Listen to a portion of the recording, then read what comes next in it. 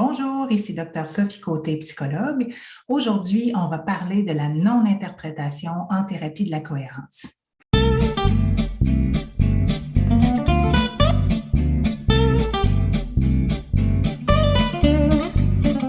Donc, dans cette approche, nous sommes ouvertement directifs sur le processus, mais pas sur le contenu.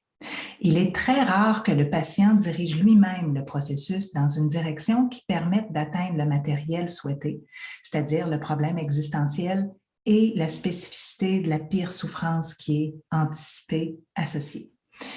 Et voilà pourquoi il n'y a pas de livre fiable d'autothérapie dans ce domaine. On a vraiment besoin d'être deux pour aller bien au fond du processus. Et donc, ça veut dire qu'en thérapie de la cohérence, l'habileté du thérapeute est de diriger respectueusement le processus pour que l'attention du patient puisse s'orienter de manière à atteindre des apprentissages émotionnels spécifiques qui rendent le symptôme nécessaire à produire.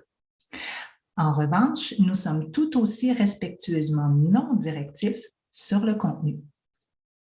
Cela étant dit, cela ne veut pas dire qu'il est interdit d'utiliser nos propres inférences et hypothèses. Il est effectivement permis de suivre le patient un peu en avant de lui. Okay? Les thérapeutes et êtres humains d'expérience peuvent en effet reconnaître ce qui émerge juste avant que le patient ne le découvre. Le défi est de le guider pour qu'il entre en contact avec ce matériel et le découvre par lui-même sans le lui révéler, le lui expliquer ou l'interpréter.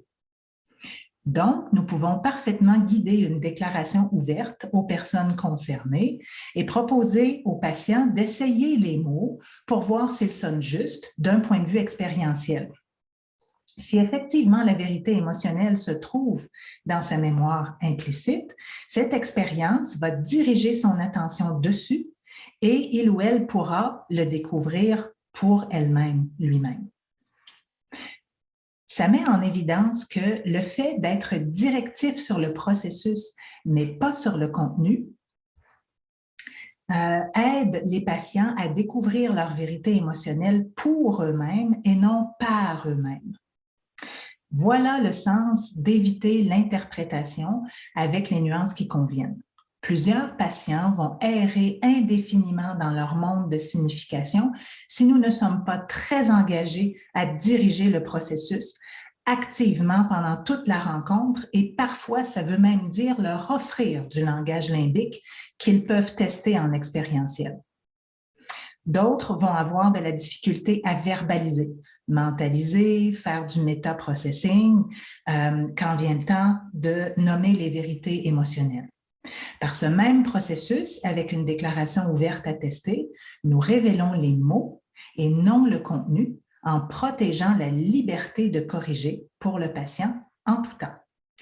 Alors, j'espère que cela clarifie la question de la non-interprétation en thérapie de la cohérence. Je vous invite à me poser vos questions dans les commentaires si vous en avez et je vous souhaite une bonne pratique. À bientôt.